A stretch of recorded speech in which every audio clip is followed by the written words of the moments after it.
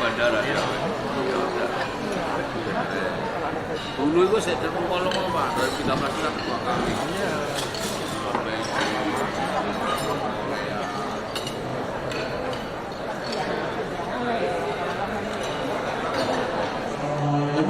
Warahmatullahi wabarakatuh kita semua. Dari MPH yang kami hormati para narasumber malam hari ini, Dr. Bapak Sundoyo SHMU, perkenankan kami untuk membacakan kurikulum itu beliau.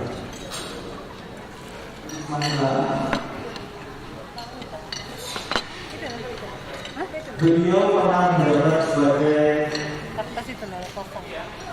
Direktur RSUD Kabupaten Jawa Timur dan Kepala Dinas Kesehatan Kabupaten Jawa Timur dan hubungan antar lembaga proteksi, Ketua Pelaksanaan Pembinaan dan Pengembangan Profesi Ikatan Konsultan Kesehatan Indonesia (IKSINDO), dan masih banyak lagi organisasi yang beliau ikuti. Baik Ibu dan Bapak 21. Yang kami hormati Dr. Raden Heru Aryadi, MPH, kami silakan.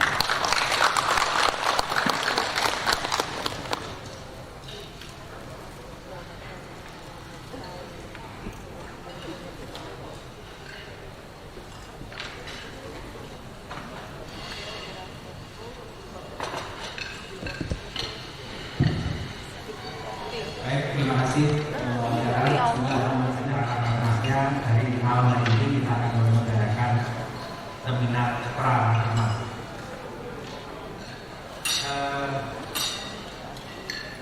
Pada malam hari ini akan adalah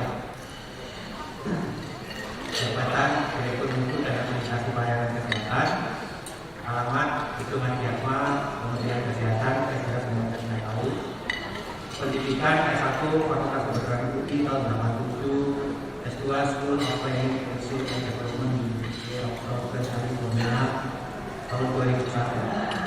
Dan juga peserta pertemuan ya, lalu juga ada Dewan Pengawas Rumah Sakit Daerah, ada anggota DPRD, dinas dan pemerhati di bidang kesehatan dan Bapak Ibu semua. Pertama-tama mengucapkan terima kasih atas undangan ini Pak Edwin. Saya kira ini momen yang baik sekali di saat pandemi yang bisa berkumpul semua peserta dari berbagai wilayah di Indonesia. Izin saya share screen yang mana di era pandemi ini untuk aktivitas koordinasi rumah sakit memang ditunda sementara ya tahun 2021 tentang penyelenggaraan bidang rumah sakitan. Ini adalah PP turunan dari Undang-Undang Cipta Karya dan kita masih memiliki Permenkes nomor 12 tahun 2020 tentang akreditasi rumah sakit masa pandemi COVID-19. Untuk SD Menkes 45 untuk rumah sakit pendidikannya, terus juga yang sedang mengajukan ya, diwajibkan membuat komitmen terhadap penjaminan itu ya. Per provinsi dan di provinsi Jawa Barat, Jawa Tengah, Jawa Timur memang ya banyak sekali rumah sakitnya.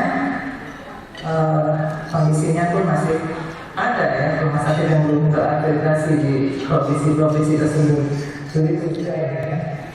Selain itu juga tentang surveyor ini juga akan dilatih di Kementerian Kesehatan sehingga ada sertifikasi yang standar ya.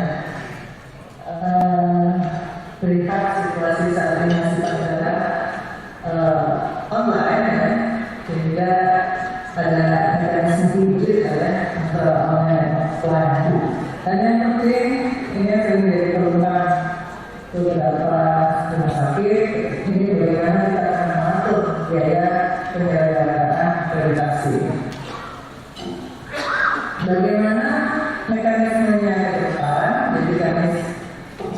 menyusun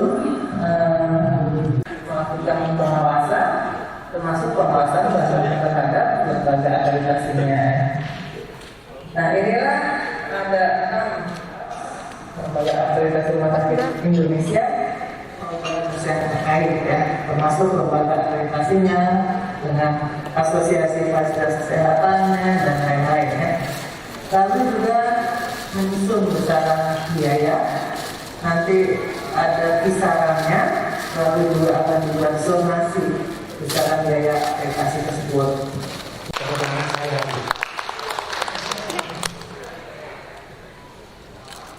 Dengan ketahanan atau resiliensi industri obat dan alat kesehatan dengan tema pokok bahasan memperkuat perencanaan rumah sakit daerah dalam kelangsungan bisnis sehat. Kami persilakan Prof. Namun mohon izin secara singkat saya akan bacakan. Betulnya kalau tidak kenal Prof. Aksono aneh gitu ya. Orang rumah sakit tidak kenal Prof. Aksono. Tetapi akan kami perkenalkan dulu. Beliau adalah profesor dalam kebijakan dan administrasi kesehatan dan dosen di Departemen Kebijakan dan Manajemen Kesehatan yang baru didirikan di Fakultas Kedokteran Kesehatan Masyarakat Keperawatan UGM. Pendidikannya sangat panjang, saya tidak akan baca karena ini acara malam hari, jadi tentu bisa dihubungi sendiri di acara itu. Latar belakang kenapa harus ada perencanaan rumah sakit daerah dalam kelangsungan bisnis sehat? Karena dengan terbitnya PP 47 tahun 2021 seperti yang disampaikan oleh Ibu Dr. Yani tadi, bahwa penyelenggaraan bidang rumah sakitan menurut PP 47 tahun 2021 ini memaksa dalam tanda kutip rumah sakit daerah untuk berproses sebagaimana bisnis. Saya kira kami persilakan Prof. Di sini saya mencoba untuk membahas mengenai penguatan perencanaan RSC dalam keberlangsungan bisnis yang sehat. Oke, waktunya berapa? Waktunya 20 menit Prof. Ya. Nah, di sini menarik ya, bisnis sehat. Jadi memang rumah sakit berbisnis. Ya, jadi sebenarnya bisnis itu bukan sesuatu yang jelek ya. Bisnis itu netral, artinya bisnis itu ada bisnis yang jelek, bisnis tipu-tipu misalnya. Juga ada bisnis yang bagus, bisnis surgawi misalnya, kalau hasil yang itu bisnis juga. Nah, rumah sakit itu juga mempunyai bisnis yang tentunya dan kesehatan yang sehat ya, yang bukan tipu-tipu ya. Nah, ini yang kita lihat. Jadi bisnis netral dan karena ada sehat itu artinya kita bisa terus baik dalam situasi apapun. Nah, ini yang menarik ya. Kalau kita lihat sekarang kita berada di dalam konteks pandemi ya. Di saat bencana ini mungkin kita sudah menunjukkan akhir ya, harapannya ya. Kita juga. Nah, ini menarik karena pandemi kita ini berjalan lebih dari 1 tahun, bahkan nyaris 2 tahun, 2020 dan 2021. Dan kalau kita lihat 2020 kita khawatir bahwa pendapatan kita itu kurang. Tapi 2021 kenyataannya ya, coba nanti ada cek ya, itu pendapatan rumah sakit kita daerah itu dari COVID itu tinggi sekali. Nanti saya akan ada di survei ya, bahkan ada yang pada 2 kali lipat dari pendapatan BPJS. Ya. Karena ini contohnya, jadi kita akan melihat ada suatu tren besar dari bisnis continuity yang disebut sebagai perencana. Di rumah sakit sekarang sudah ada pilihan banyak ya, ada 6 lembaga yang dipilih, juga strukturnya MNKes berubah, nanti Pak Sumber minggu juga ya, berubah sekali.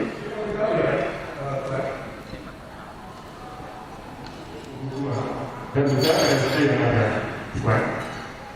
Nah, 3 komponen yang sangat penting yang harus kita lihat. Kita punya nggak input untuk kesehatan saat ini dan masa mendatang? Apakah aman dan bermutu? Dan ini nanti yang akan dinilai oleh kelas atau oleh Dharma Nusa Dharma ya, kalau masih itu apa namanya ya. Ada 6 tadi ya. Kemudian juga bagaimana ya, kemudian tadi termasuk pendapat rumah sakit ya. Kita boleh saya katakan ya, tentang perubahan jumlah pendapatan, termasuk subsidi rendah. Jadi itu tahun depan betul ya sebenarnya yang rumah sakit itu berkurang sekali, tidak ada. Ya. Kemudian komisi pendapatan, mekanisme dana sampai siklus pencairan dana tadi, termasuk disebut dana rumah sakit. Jadi ini ada hal-hal yang perlu kita cermati untuk berpandang. Maupun Bapak Ibu yang mengikuti secara daring. Nanti hasilnya akan segera kita tayangkan juga di sini, sehingga kita bisa melihat statistiknya bagaimana pola pendapatan rumah sakit di era pandemi, apakah ada perubahan antara proporsi pendapatan dari pasien BPJS, dari klaim BPJS maupun dari klaim pasien COVID. Mungkin kami beri waktu berapa menit, Tom? 2 menit untuk mengisi karena cuma multiple choice, tinggal pilih jawaban dan langsung di submit jawabannya sehingga nanti bisa langsung masuk di grafik yang akan tertayangkan di layar di depan. Ya, bagaimana komposisi pendapatan Anda pada tahun 2021 ini? Ya, cara kasar ya, ambil kata buka ya. Pendapatan di pasien COVID itu ternyata yang sama dengan pasien BPJS itu hanya seperempatnya kira-kira.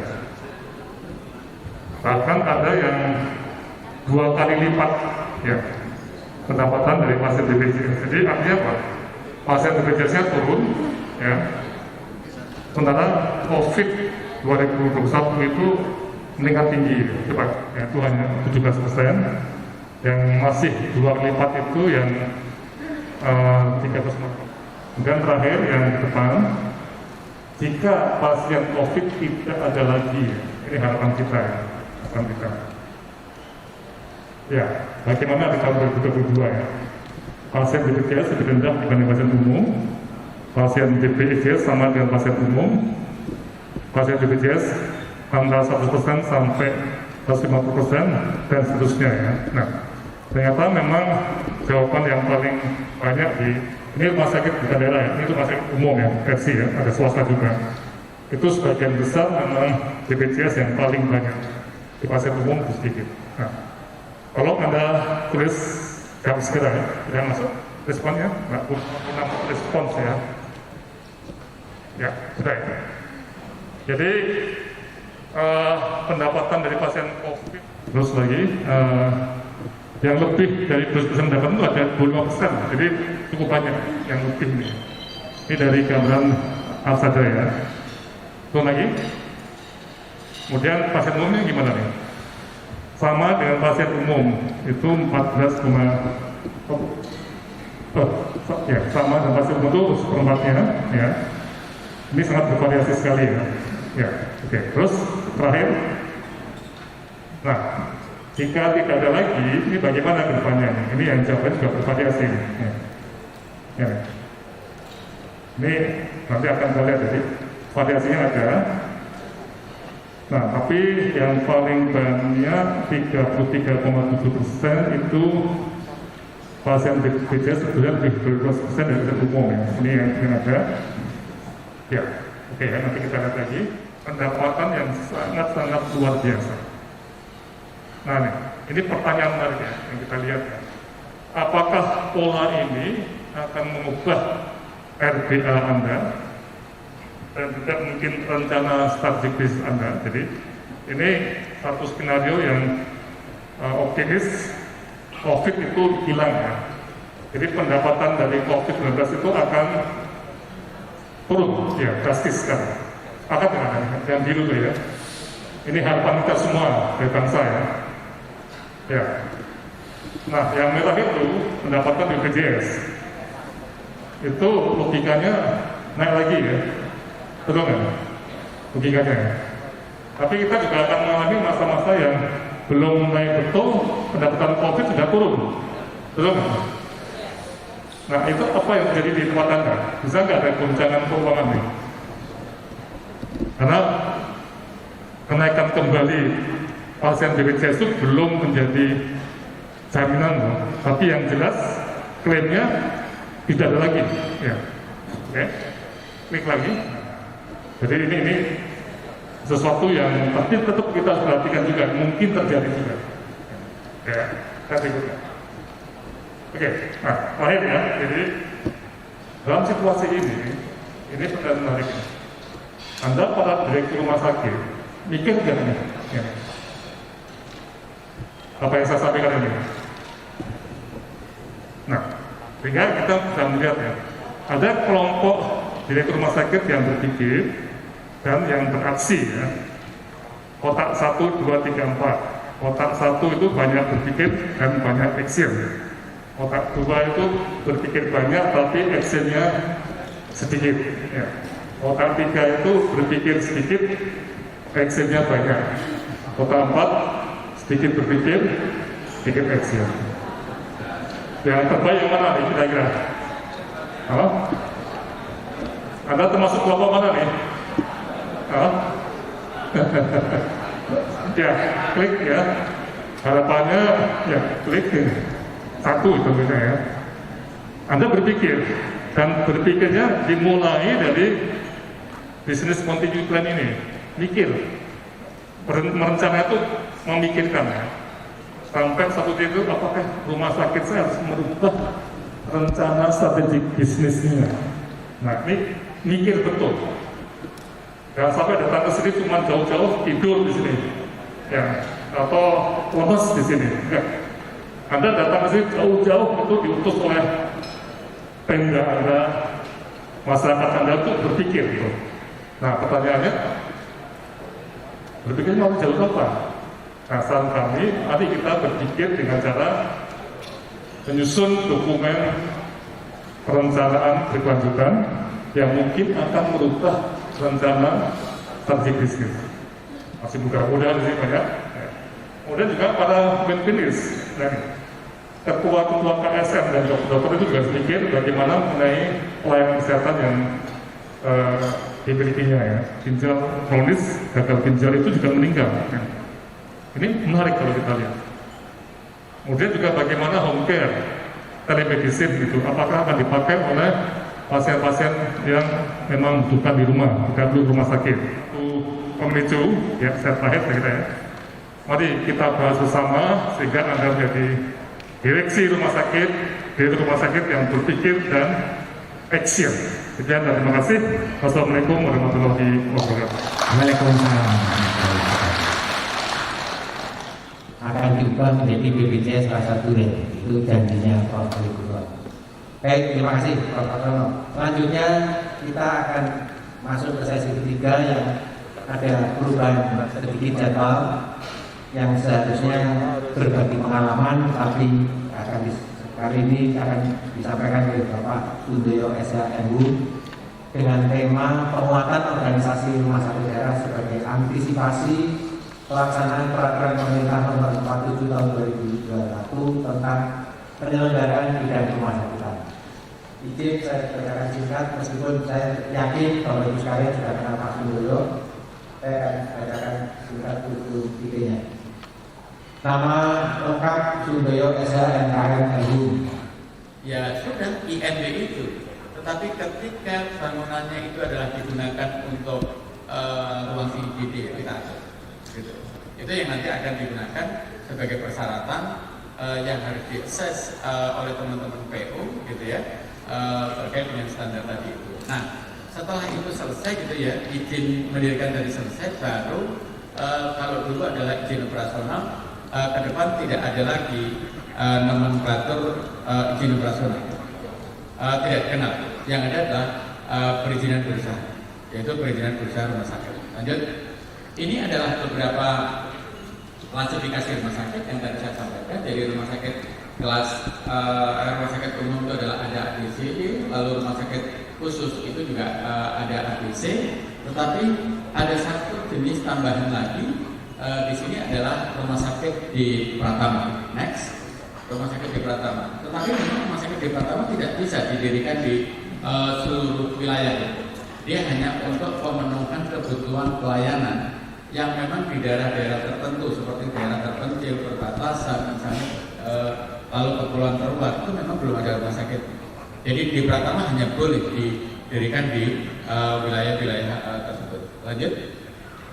Nah, ini Bapak Ibu klasifikasi rumah sakit. Seringkali teman-teman di lapangan pada saat bicara persoalan klasifikasi seolah-olah adalah jumlah tempat tidur. Memang kalau Bapak Ibu coba lihat di dalam batang tubuhnya itu, kalau dia 50 sampai 99, 100 sampai 100 itu adalah rumah sakit kelas D, lalu 100 sampai 150 kelas D. Padahal bukan hanya itu. Kalau Bapak Ibu coba lihat di dalam lampirannya itu ada kode yang di situ adalah plus, ada min plus gitu ya. Kalau plus itu adalah harus dipenuhi, itu sebuah kewajiban. Ketika di situ adalah min plus, itu adalah pilihan. Memang khusus untuk dokter spesialis dan dokter spesialis di sana adalah min plus. Tapi ada beberapa rumah sakit khusus yang di situ harus plus.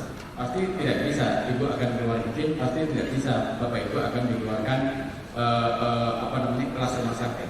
Tidak hanya dokter spesialis dan dokter spesialis, tapi tenaga kesehatan lain juga sama. Misalnya perawat wajib ada, tenaga farmasi wajib ada, misalnya. Itu juga harus dipenuhi. Kalau tidak bisa. Ibu di dinas kesehatan atau Bapak Ibu nanti akan melakukan survei, misalnya penilaian terhadap rumah sakit, hal-hal seperti ini mestinya harus masuk ke dalam standar, dan ini bagian yang Bapak Ibu harus lakukan survei. Betul nggak sih standarnya seperti ini? Betul. Itu yang nanti akan ditransformasi menjadi standar akreditasi yang saat ini sedang disusun oleh teman-teman dari yang prasarana. Ini harus memenuhi aspek keandalan dan yang lain-lain. Memang agak berbeda konsep terhadap terhadap perizinan yang diatur di dalam Undang-Undang Nomor 11, lalu ada PP 47, ada PP 45, lalu ada Permenkes 14 adalah berbeda. Tidak seluruhnya itu diatur dalam satu peraturan. Tidak seluruhnya itu diatur di dalam menjadi kewenangan oleh salah satu kementerian, tidak. Tetapi itu adalah bisa menjadi kementerian lain. Contoh misalnya, ketika UKL, SPPL, pasti bukan Kementerian Kesehatan. Walaupun tapi fasilitas kesehatan itu adalah memang dipersyaratkan untuk itu, tetapi bukan kewenangan Menteri Kesehatan untuk mengatur itu. Tetapi yang mengatur adalah KRT. Harus ini kita tahu misalnya. Pasien-pasien yang untuk di rumah sakit gigi dan mulut itu rata-rata adalah Medicare. Kalau kita coba persyaratkan dia adalah 50 untuk rumah sakit tipe atau kelas D sampai dengan 100 misalnya, dia percuma, tidak akan terpakai. Begitu juga untuk rumah sakit THT, KL dan mata sama, rata-rata mereka adalah Medicare. Sehingga untuk persyaratan tempat tidur kita juga bedakan dengan rumah sakit khusus lainnya. Hal yang menarik sebenarnya Bapak Ibu adalah terkait dengan bagaimana kelas standar. Ini sebenarnya adalah kita ingin mencoba melinkkan dengan Perpres 64 di mana nanti akan ada kelas standar. Sehingga bagaimana kelas standar untuk rumah sakit pemerintah itu adalah 60%, untuk swasta adalah 40%, termasuk juga bagaimana tempat tidur perawatan intensif dan yang lain-lain. Ini kita atur. Ya, ini adalah beberapa kajian yang ada Bapak Ibu. Prinsip dasarnya adalah yang terakhir dikirim. Yang terakhir dikirim. Aku tadi nggak nyambung karena ada beberapa perbedaan slide. Sudah ya? Ada nggak Pak? Ada.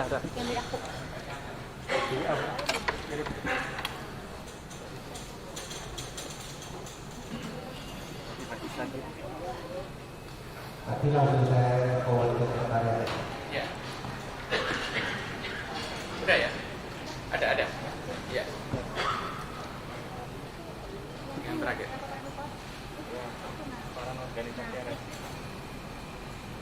Organisasi rumah sakit. Nah ini Bapak Ibu. Saya kalau mencoba ini di dalam PP 18 ya. Ini jelas sekali misalnya dikatakan bahwa organisasi rumah sakit seringkali terjadi di rumah sakit milik pemerintah, di rumah sakit milik pemerintah daerah. Biasanya walaupun kalau di situ sudah diatur tentang di sana oleh PP 2. Oh, kalau rumah sakit kelas A itu adalah ada birunya eselon 2A, lalu dia wakilnya 2B, lalu di bawah itu adalah ada biasanya. Tapi itu adalah atas dasar keinginan. Apa tujuannya? Untuk menampung si A. Organisasi rumah sakit itu mestinya adalah diarahkan untuk mencapai tujuan tadi itu. Ini yang sering kali terjadi kan, banyak rumah sakit pusat, mohon maaf, kami juga punya pengalaman seperti itu. Di rumah sakit vertikal itu, walaupun sudah ditentukan organisasinya, lalu di situ disebut bahwa kewenangan untuk membentuk unit komite itu adalah kewenangan dari rumah sakit. Apa yang terjadi? Berlomba-lomba itu. Padahal tahu kan, ketika dia sudah menerapkan remunerasi, kedudukan job description itu adalah menjadi P1 di dalam perhitungan remunerasi. Itu akan dihargai. Itu yang tadi saya sebut sebagai berkontribusi terhadap staff, itu langsung bertanggung jawab kepada direktur tadi. Atau dibalik, direktur tadi adalah mengelola servisi tersebut. Apa itu kira-kira sudah beredar ya? Bagaimana direktur tadi beban kerjanya luar biasa. Walaupun sebenarnya saat ini masih boleh dibentuk koordinator, tapi koordinator ini sebenarnya adalah ke depan itu tidak ada. Karena koordinator itu sebenarnya adalah sama saja seperti jabatan administrator dan jabatan pengawas itu, kabar atau bidang dan kasubag. Lanjut. Ini bagaimana kemampuan pelayanan yang sudah didesain oleh pemilik, yang sudah didesain oleh direktur itu, yang itu adalah dilaksanakan oleh para staf medik, tidak boleh ini dia terganggu.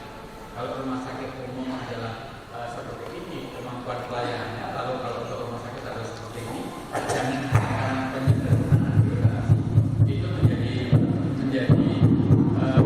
terganggu. Mestinya nggak boleh. Betul. Oleh karena itu, saya telah sampaikan begini. Kalau misalnya berpedoman pada ketentuan yang ada ini, konsepnya adalah ini harus menjadi penguatan dan bukan menjadi kelemahan bagi rumah sakit yang akhirnya mengganggu pelayanan kesehatan yang diberikan oleh rumah sakit. Itu mungkin barangkali. Terima kasih. Assalamualaikum warahmatullahi wabarakatuh. Mohon berkenan Pak Kapal, Pak Gubernur.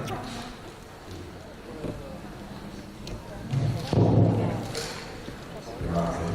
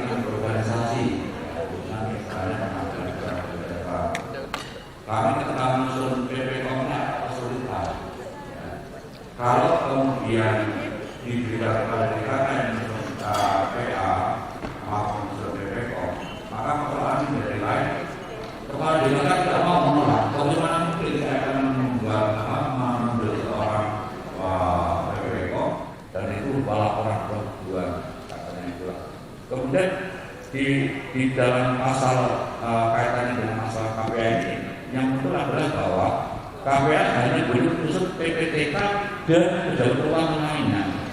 Ini persoalan PNS. Ya. Satu sisi kalau kita perhatikan PP 47 ada pasal 22 disebutkan bahwa direktur dapat mengangkat pegawai BLUB badan pendidikan. Itu jelas kenyataan itu. Di satu sisi saya tidak melihat kenyataan tidak ada satupun di Indonesia barangkali yang hadir ini mewakili ada rumah sakit yang tidak punya dari BLUB. Terakhir siap-siap yang ada di kanan saya tadi ya.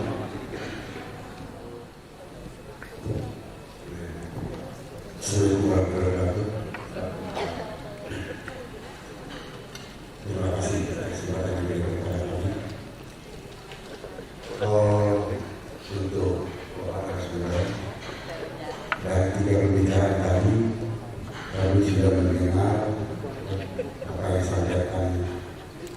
Tapi terus saya masih banyak yang belum pahami. Kenapa?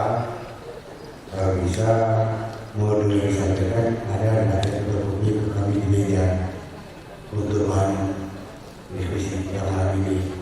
Karena apa yang disampaikan tadi itu semua tidak semuanya tertangkap pada kami. Jadi maksudnya kalau bisa kegiatan ini adalah yang perlu kami tekan di atas media. Terima kasih saja.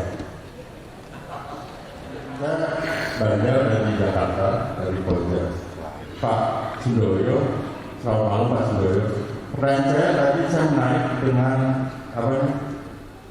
struktur organisasi bahwa kebutuhan, keinginan. Tapi kadang-kadang kita juga memenuhi kebutuhan, keinginan daripada seperti akreditasi harus ada komite ini, harus ada komite ini, harus ada ini. Kita harus memenuhi itu. Belum lagi ada supervisi dari pusat misalnya. Ini kok nggak ada. Saya yakin teman-teman di rumah sakit juga memikirkan sesuai dengan kebutuhan kita. Sangat clean hospital, jadi betul-betul ramping kita ini agar tidak terbebani oleh tenaga pembiayaan sumber daya. Mungkin itu apakah mana yang harus kita capai, apakah target-target yang tadi Pak Sudoyo sampaikan cukup memenuhi standar atau kita mengikuti regulasi yang ada. Ini problemnya di sana. Yang kedua, saya Prof. Laksono ini tentang tadi menarik dari survei singkat tadi bagaimana kalau BPJS, perbandingan BPJS, COVID dan lain sebagainya.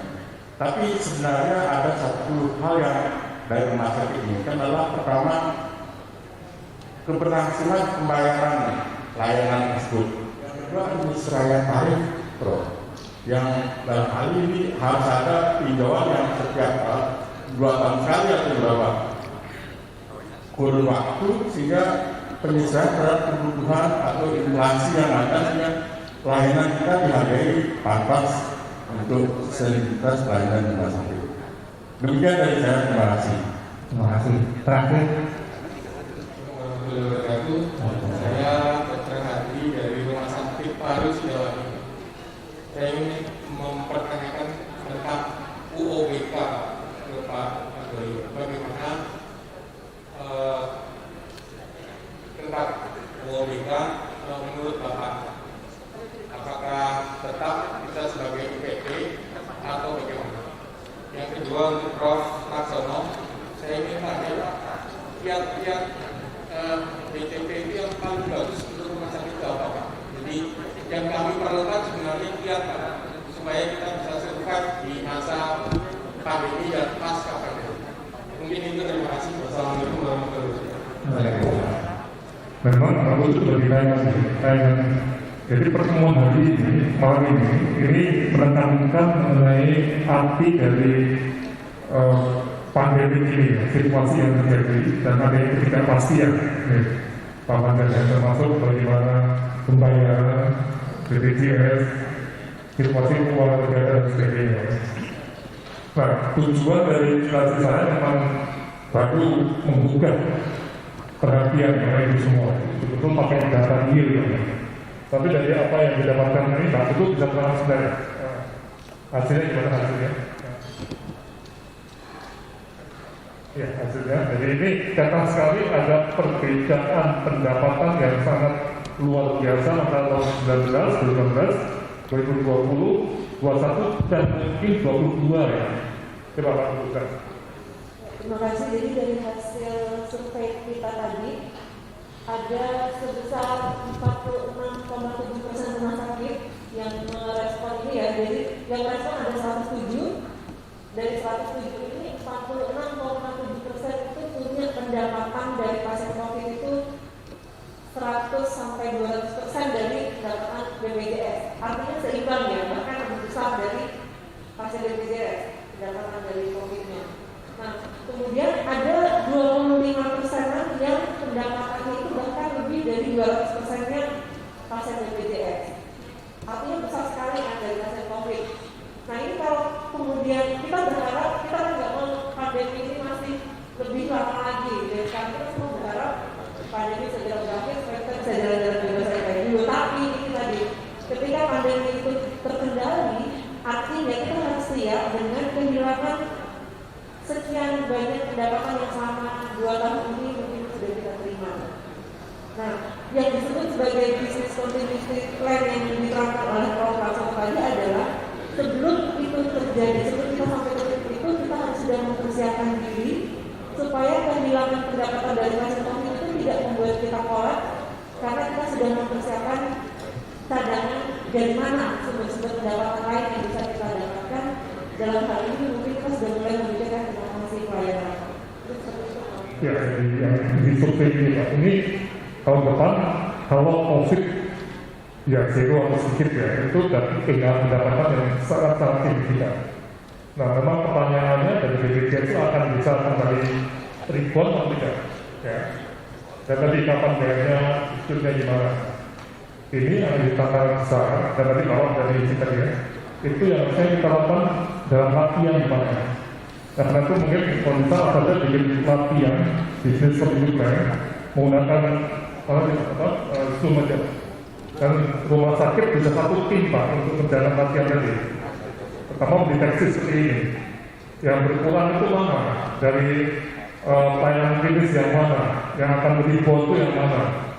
Dan apakah kita punya semacam peluang baru, misalnya home care, telemedicine, yang sangat bermanfaat bagi COVID itu, sangat bermanfaat. Dan mari kita berpikir untuk ini ya. Tiap rumah sakit itu beda-beda situasinya. Itu Pak aja, terima kasih. Kali pertanyaan nomor 1 ya. Ini yang sering kali teman-teman di daerah atau pejabat-pejabat di daerah yang sering punya kewenangan, yang memiliki kewenangan itu seringkali mengabaikan gitu ya NSPK yang ada. Saya menyebut NSPK saja. Padahal sebenarnya mereka itu bekerja harus yang dijadikan kebijakan, yang dijadikan aturan, yang dijadikan bagaimana maksudnya adalah bahkan ketika pemerintah daerah itu akan membuat kebijakan pun oleh pasal 17 Undang-Undang 23 itu dinyatakan dia tidak boleh bertentangan dengan NSPK. Mestinya sebenarnya ketika PP 72 adalah mengatakan bahwa bagaimana hubungan kerja antara rumah sakit dengan itu adalah dalam terkait dengan persoalan laporan kinerja, jadi sudah itu bukan yang lain, dan itu diatur di dalam PP 72 itu mestinya nggak salah ya, mestinya. Tapi kalau persoalan laporan keuangan karena